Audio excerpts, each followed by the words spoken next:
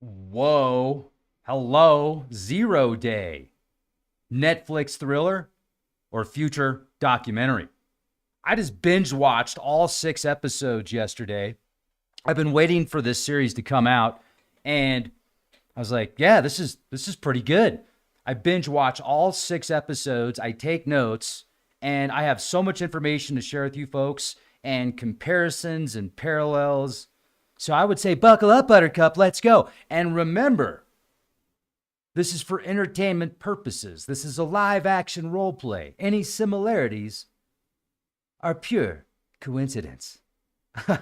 Or are they? I mean, wow. Okay, so when you watch the series, first of all, we've got a lot of spoiler alerts here.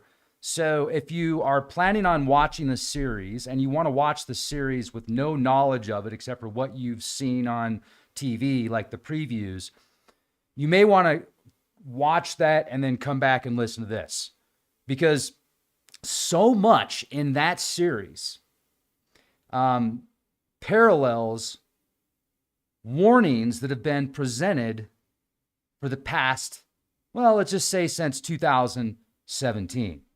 Yeah, we've got a lot to talk about. Now, so the series, it's a Netflix TV series, Zero Day. It references the, well, yeah, that's another thing that I noticed. So in the series, they did bring up Orange Revolution.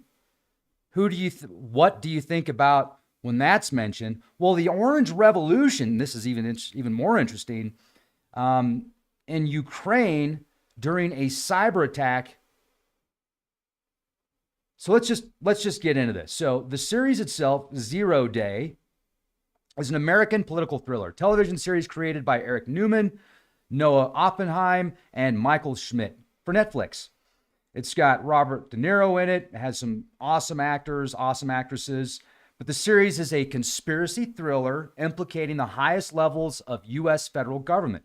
The Speaker of the House, Richard Dreier, portrayed by Matthew Modine, and Gabby Hoffman's character, Monica Kidler, orchestrate a plot against the sitting government for their own vested interests, using a vulnerability called Zero Day. Now, do you remember the WEF and the cyber resilience exercises from 2017 to 2023? We're going to talk about that. Very interesting, as well as Cyber Polygon. It seems to, like, the movie definitely took a lot of notes from this Cyber Polygon exercise. We're going to talk about that in a minute. I did want to give a huge shout out to our friends over at Noble Gold Investments. I just helped another friend of mine get into precious metals. He converted his 401 into gold, and he's really happy. So gold, silver, if you look at what the big banks are doing, and if you look at the administration and their push for gold, Fort Knox, here's another thing. Like, are they going to find any gold in the vaults in Fort Knox? We don't know. But President Trump says, we're going to find out. So that's going to shake things up a bit. If you have an IRA or a 401, if you convert into precious metals, you will be gifted a 3-ounce solid silver American Virtue coin to add to your collection at no additional cost. Give them a call. Find out how to qualify. 1-877-646-5347.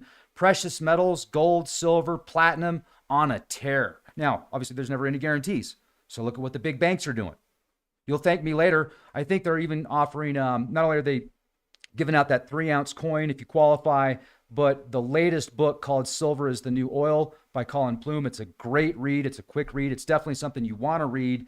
Tons of 5-star reviews, A+ rating with the Better Business Bureau. Give them a call today and check out noblegoldinvestments.com. Let them know Rex from Leap Project sent you.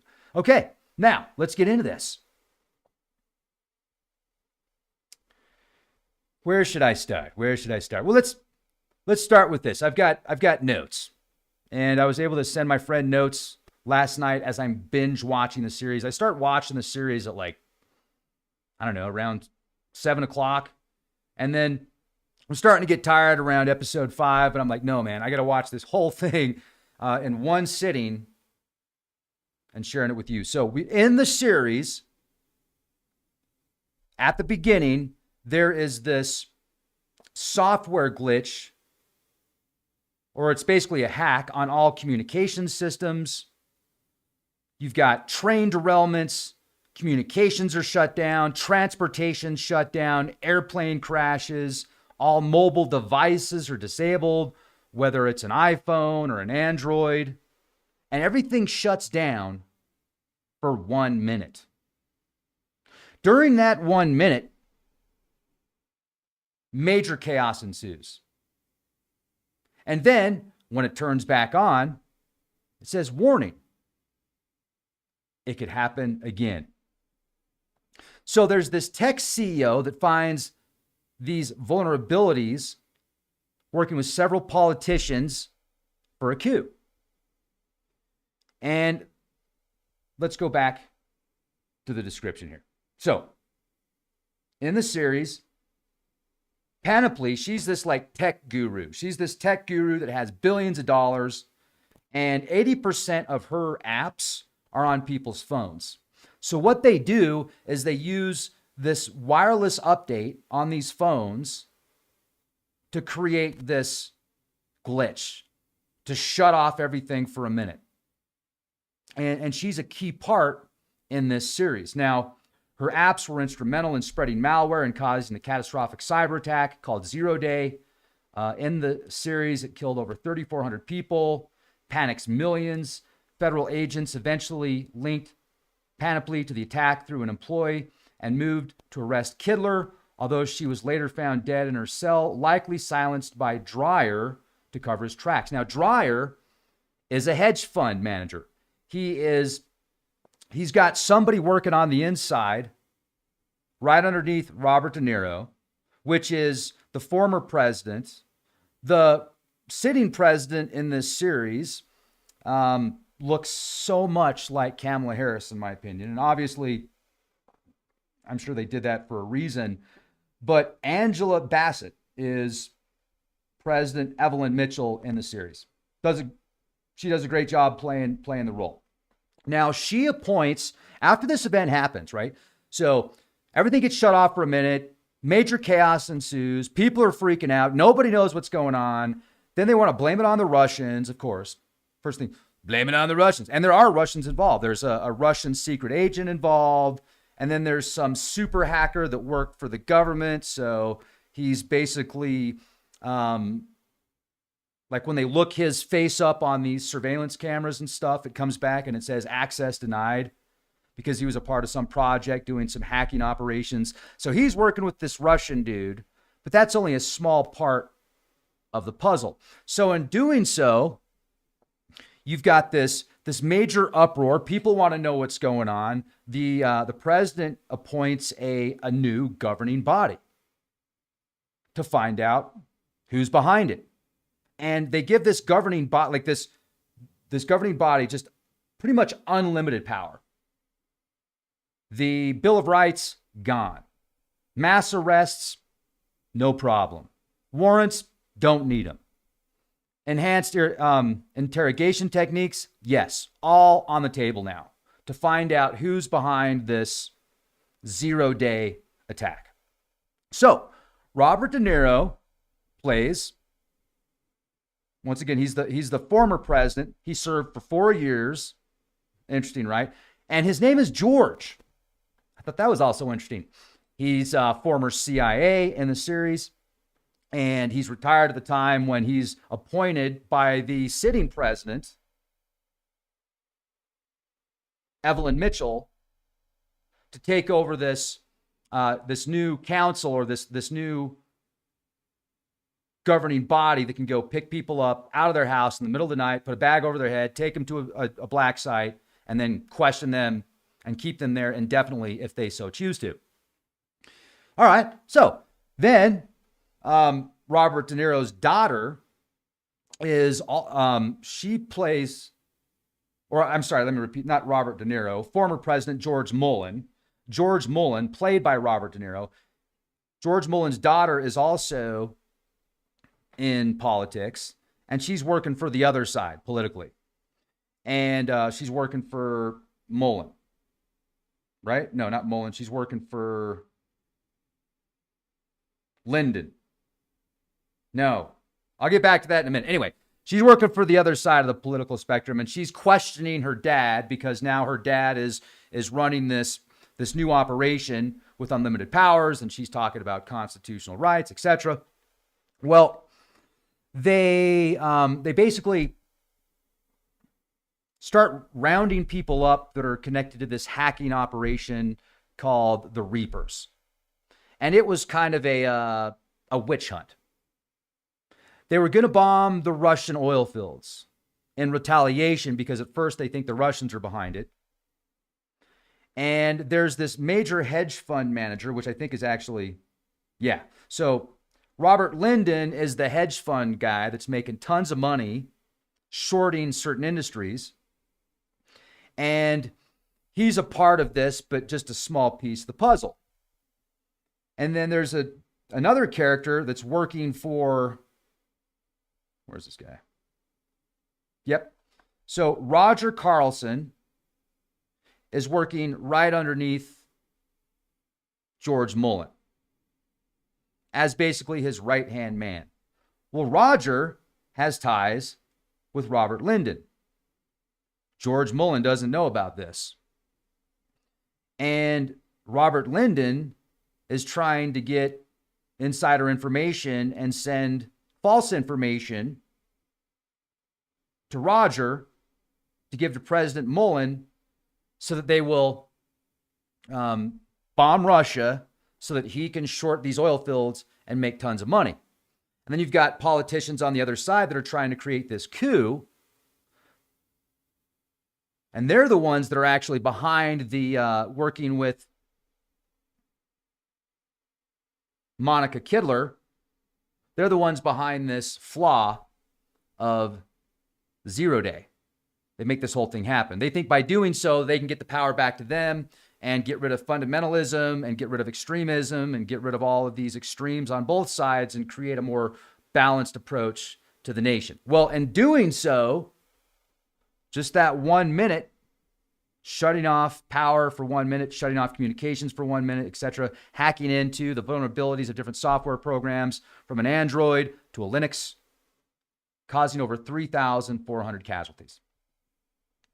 And then there's this fear stuck in the populace now that it's going to happen again. Military's there. They've got military on the streets. They've got military in D.C. I mean, it's a madhouse. But what's interesting is if you research the Project Polygon and the different cyber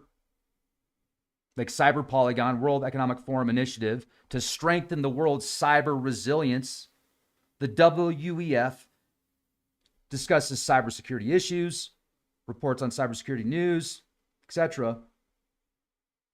But then it gets down to the examples of cyber attacks. You've got that the NotPetya attack in 2017, which is considered the most destructive cyber attack in history. There was a cyber espionage campaign, 2022-2023, that targeted a U.S. federal agency. A global IT outage in 2024 caused by a flawed security update. These are some examples of cyber attacks that have taken place. But the Cyber Polygon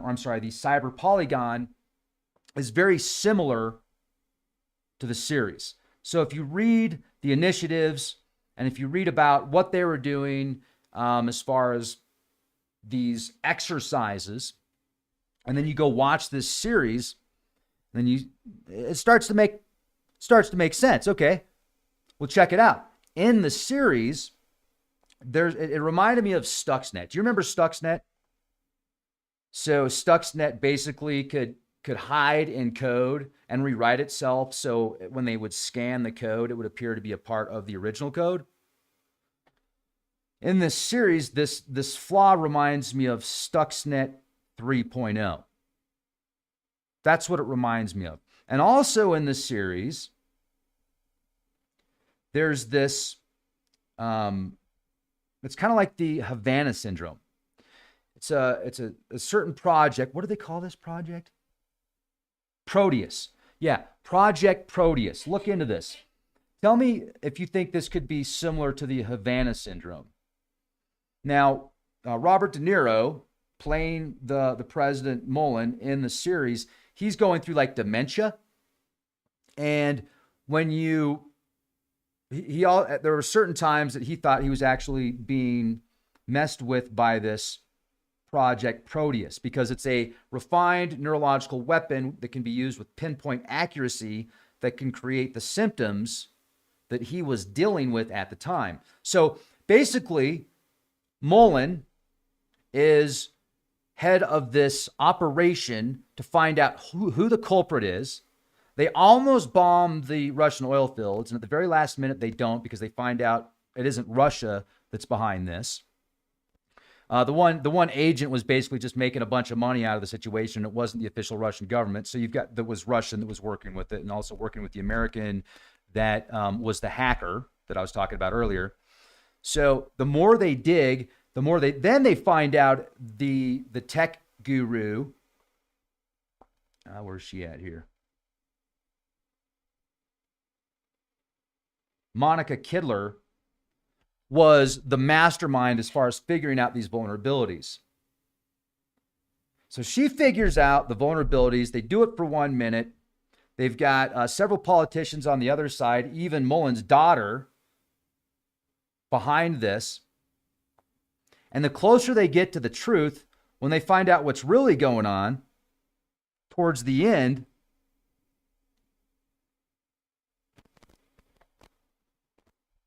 they were originally not going to disclose that there was a coup behind the scenes. But Mullen goes off script and he tells everybody what happened in the speech, and he wasn't going to originally do that. So that was interesting. But when that's taking place, he starts having another one of his episodes. There's different scenes in the series, and that's one of the things that they really leave you hanging on, is they don't confirm or deny whether the side effects that Mullen was having was from dementia or this Project Proteus, which is like the Havana syndrome. They left that completely open. Also, what I thought was interesting was the parallels of Robert De Niro. At first, you're watching when the series first starts, you see Robert De Niro as Mullen. He's swimming in the swimming pool. He's being active. He takes some pills, some medication at the beginning in the bathroom. Then it shows him running, and the way that he runs, it kind of reminded me a little bit of the body language of Biden, but definitely what we see, when Biden's towards the end of his term. Towards the end of his term, he was definitely, he wasn't running and he wasn't swimming. But when they said the name George, they named Mullen, George Mullen, right? He's former CIA. Well, who was a former president that was the head of the CIA named George? So there's a lot of these little hints that you'll see in the series. But you could definitely see how they were attempting to paint a picture and parallel Mullen to Biden, but also not. And then Kamala Harris and her parallels to Evelyn Mitchell. Very, very interesting. Now, one of the things that was also interesting is at the beginning, I think it was the CIA in the series, like the head of the CIA said, it's going to be 24 to 28 days. If we don't find out who did this within 24 to 28 days, America's not going to be recognizable. I mean, it's going to be complete chaos. And then around day 20, the 8th largest bank in the world in the series, I think it's called like American something, all of their money gets completely hacked, completely wiped. So everybody's bank account, all their money is completely gone. Because that happens, they then go on to close down all other electronic financial transactions. So no electronic financial transactions. And I think it was for several days that they did that. It was like 2 or 3 days. Everywhere. No credit cards, no online banking, no ATMs, You're not going to use a credit card or a debit card when you go into the store. Completely gone. That caused some chaos. So you had the bank runs. You had the military on the streets. You had the suspension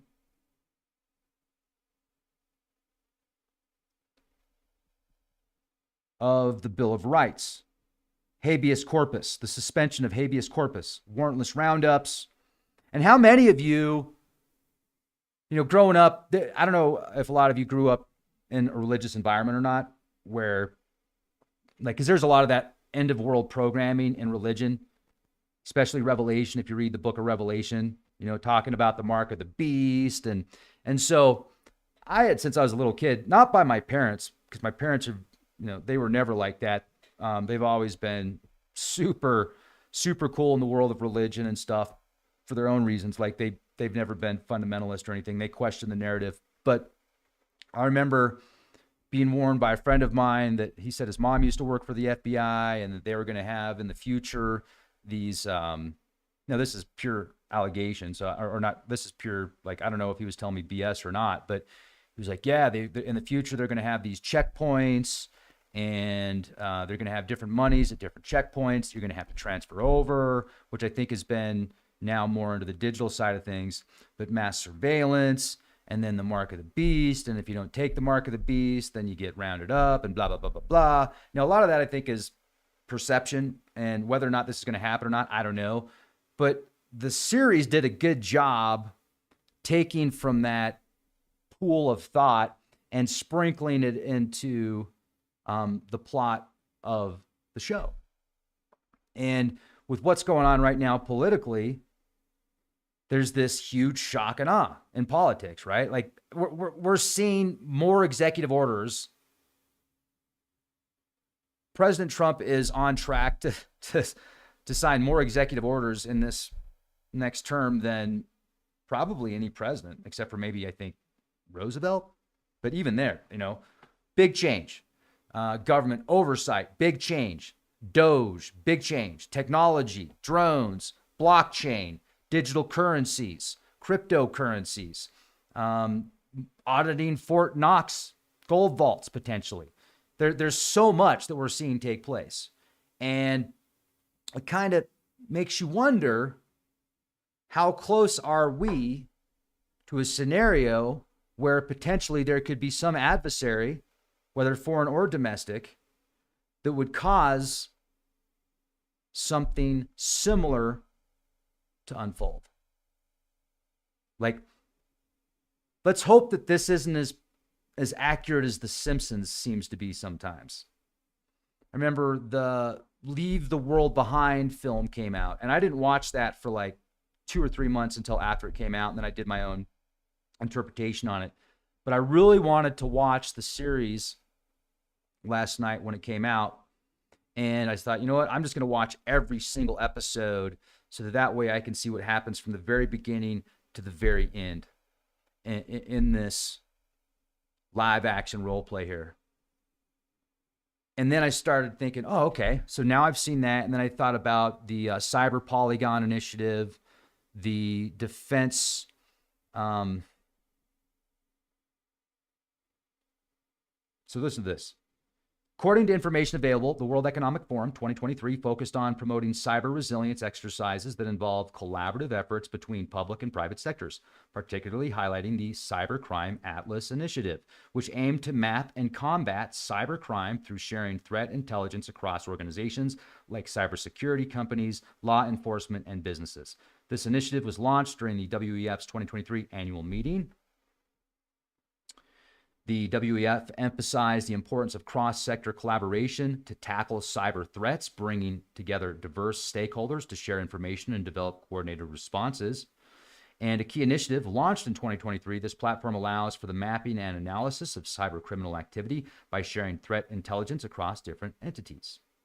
The WEF's Global Cybersecurity Outlook 2023 report highlighted the growing concern about cyber threats arising from geopolitical instability and the need for robust cyber resilience strategies.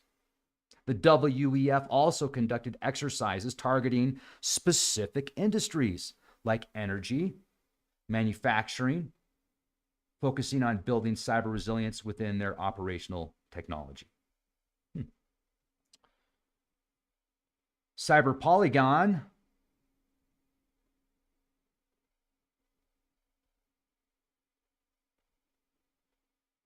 It's an initiative aimed at raising global cyber resilience and the expansion of intersectoral cooperation against security threats.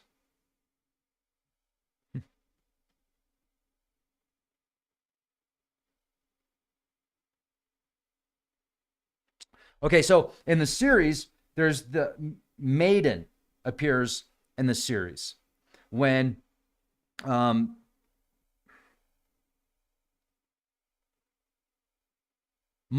George Mullen is attempting to find the culprit who's behind these attacks. One of the first things that they find is a reference to Maiden. It's in the virus code. It's key evidence in the case. De Niro's character says in 2004, Russia accused us of this, which was too blatant even for Russians. This is a reference to the 2004 Orange Revolution in Kyiv. Interesting color reference that they use in regards to this. I found that very, very, very interesting. And we'll just leave it at that.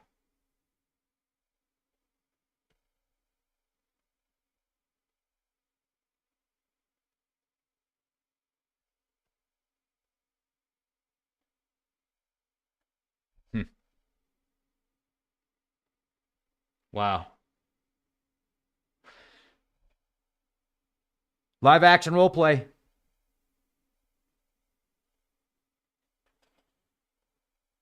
Live action role play for entertainment purposes only. Strictly a thought exercise. Strictly a thought exercise.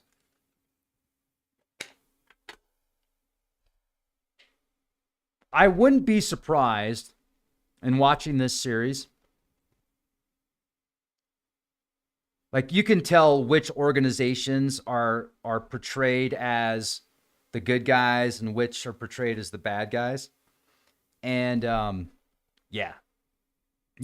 can definitely see and you probably can too. So like when you watch this series,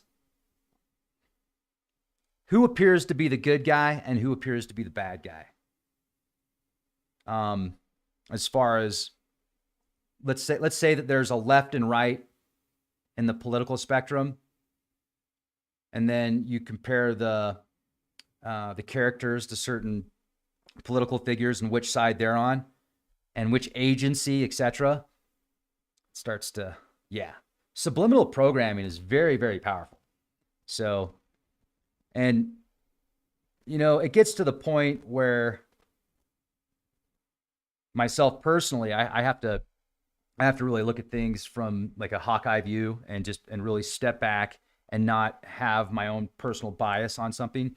Because a lot of times it's like you've now got the double conspiracy. It's not just a conspiracy. Now there's a conspiracy about the conspiracy. So you can flip things back and forth. And you know what else is amazing in today's day and age?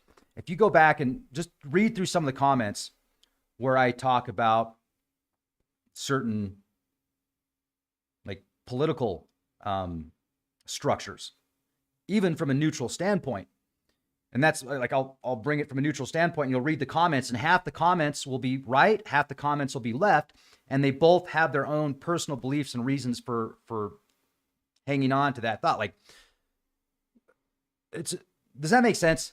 Am I making sense? Let me read through the comment section here. Correct. Hot Pockets are not food.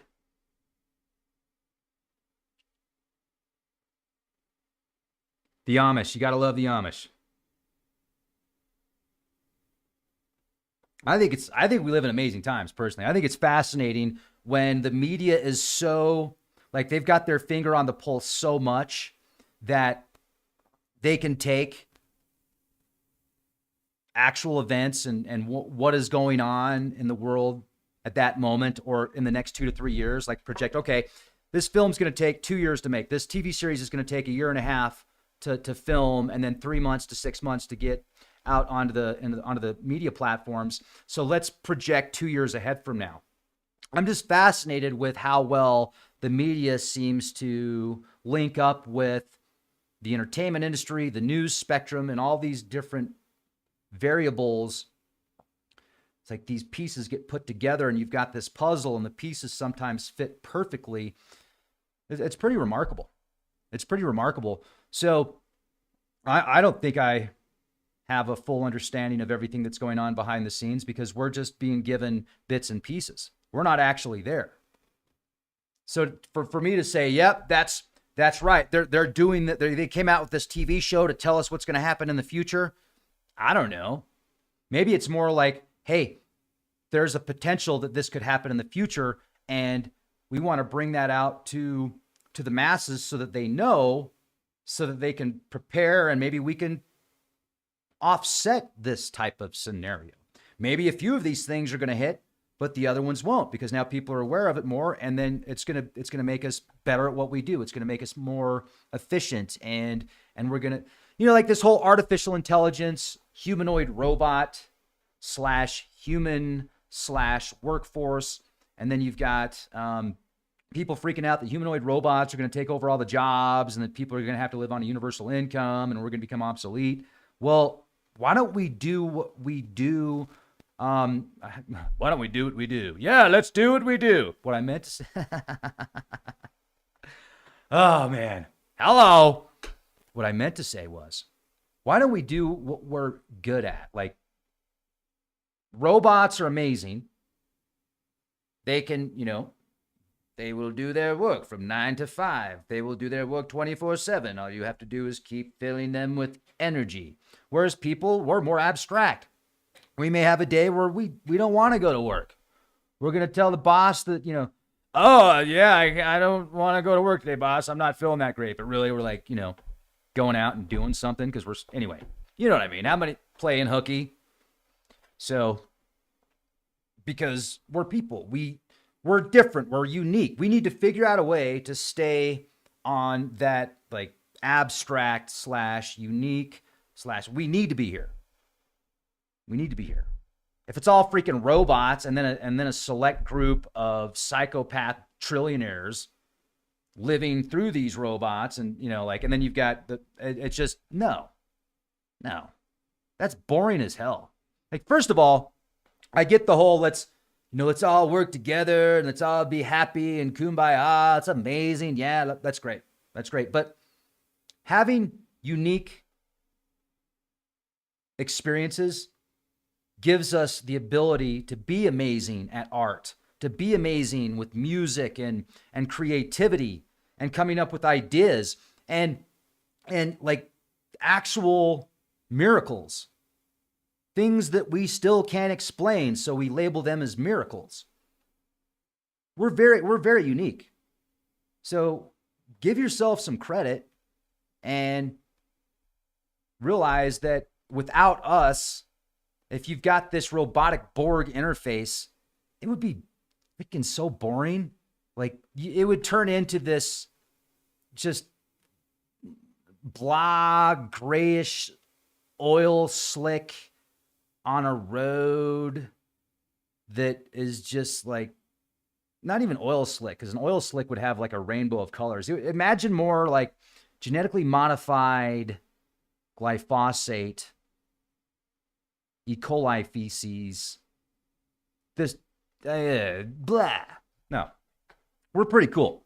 I'm just saying, you know what I mean? It's all good. So I hope you're having a beautiful day. I want to read through some of the comments here real quick. Like Retro, as an example. Retro, he's in the chat right now. He comes up, like, it's cool to use artificial intelligence and technology, but like it's that symbiotic relationship, because technology is going to become more advanced. But the problem is, when technology becomes more advanced, people start to rely on that technology. And they're already sharing with us studies that show people that use artificial intelligence to do all the work for them are already losing cognitive abilities. So instead of like, find that refinement, find that symbiotic relationship, because that's the key right now. It's not far left. It's not far right. It's a true, genuine, symbiotic relationship. Instead of watching this series and going, oh no, that's what they're going to do to us, man. Cyber Polygon, I can't believe it. You're like, okay. So maybe that's a potential for the future. How do we change it?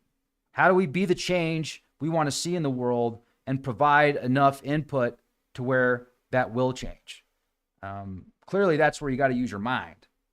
And you watch these series, then you look at like, oh yeah, there's another thing I wanted to mention. So in this series, there's this character that, what's the character? Which one is it? Let me see here. He was one of my favorite characters in this series. Roger Carlson. I know he had his issues, but he did his best to make up to amend for his mistakes. And unfortunately, he did a really good job playing Roger in this series. But okay, where's the one? Yeah, Valerie did a good job too. Bill. So Bill is Director Lash. He's the director of the CIA. He was pretty cool. This guy, Evan Green, he's got his own podcast. And it's kind of like I'm watching him, and he reminds me of a couple of very prominent figures in the podcast industry right now that are pretty right, like as far as right leaning. Like if you know what I mean, left, right leaning. He was like one of my least favorite characters. This guy's an asshole in the show. I mean, in the real life, I'm not saying so. The character Evan Green in this series, in my opinion, is a real jerk. And he's making tons of money by just lashing out at the administration. And he's creating this huge divide. You know, he's creating this huge divide and he knows what he's doing is wrong, but he's doing it anyway because he's just making tons of money.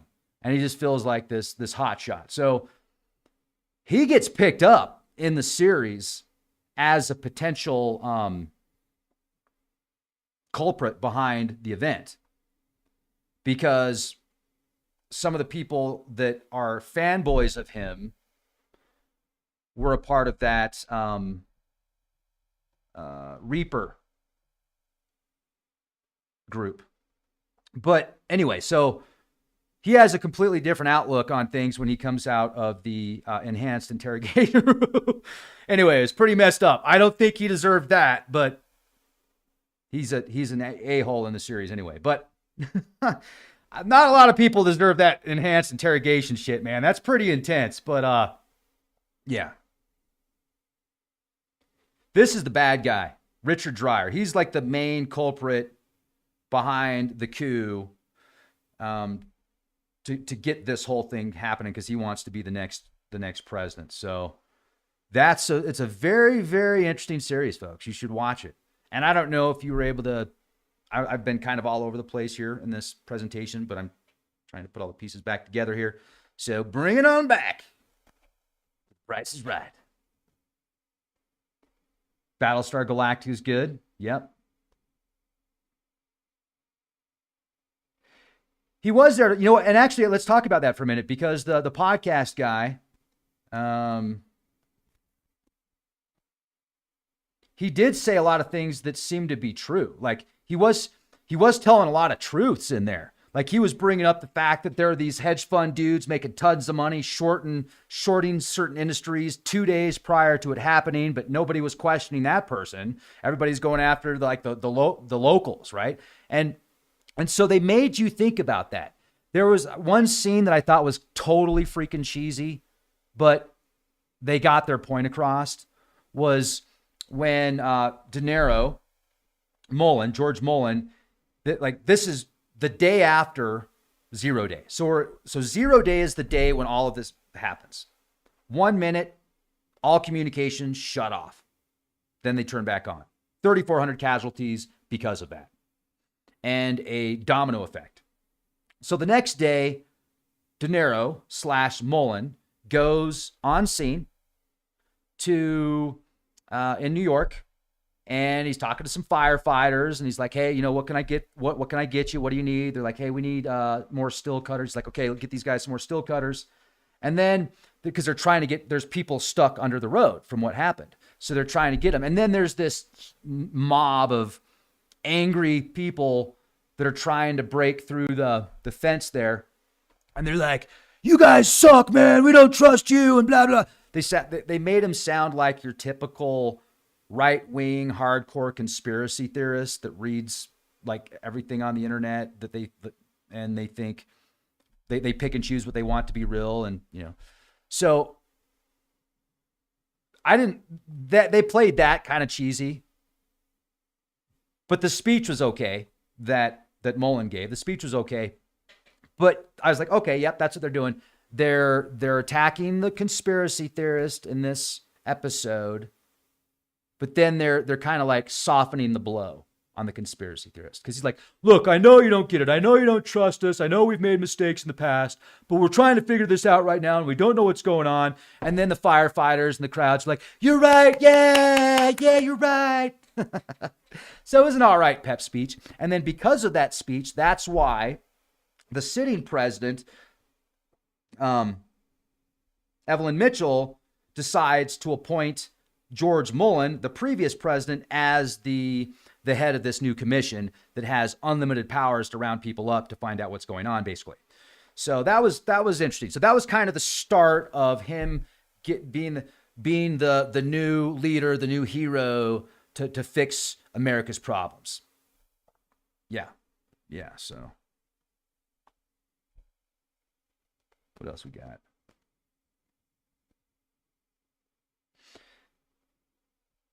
Yeah, there's references in some of these WEF initiatives, I think, where they talk about 0 day. So that's the reason the name is 0 day, is because 0 day is actually a vulnerability in software that allows for like a hacker to, or somebody to go in there and find the vulnerability, take advantage of that.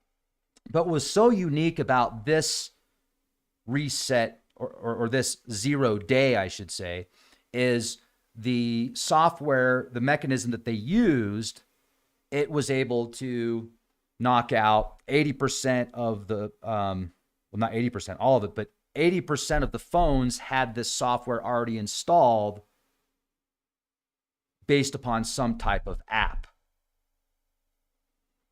downloaded on their phone. So when the application did a wireless update, it was able to cause that glitch that they were able to take advantage of and then use for their purpose of attempting to gain control with essentially unlimited powers.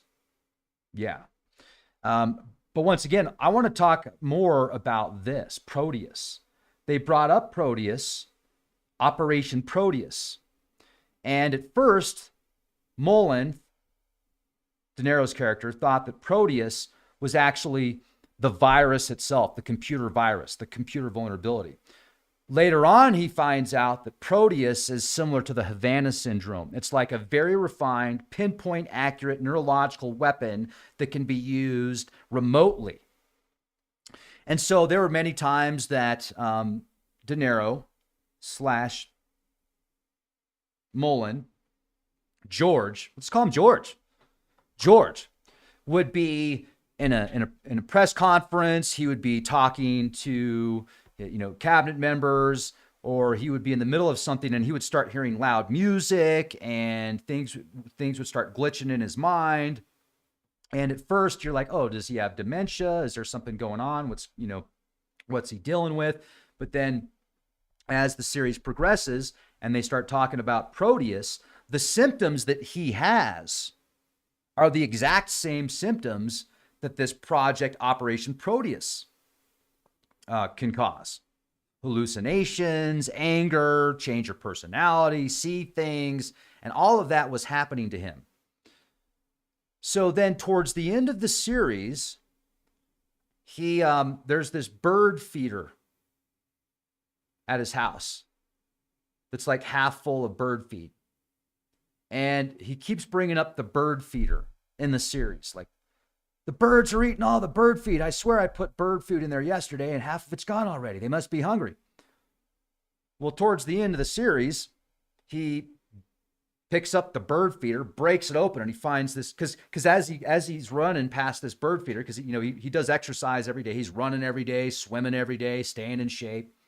And he runs past this bird feeder and he starts hearing these noises again. So he goes to the bird feeder, breaks it open, and he pulls out this weird, looks like a weird bug. When I say bug, I'm referring to like an electronic bug. Looks like some kind of weird technology.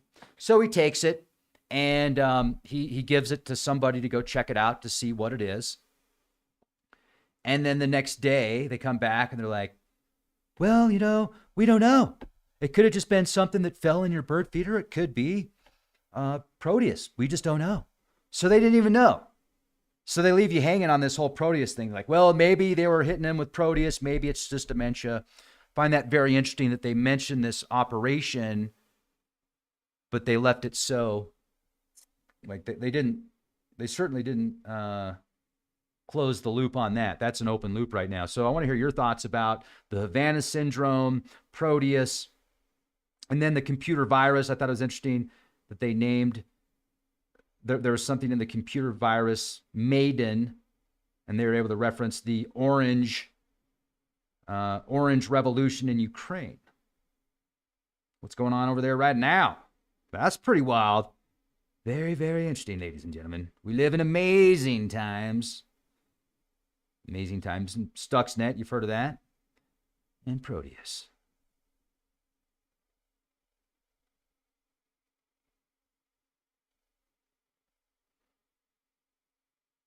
All right, well, I think I'm gonna go get some fresh air right now.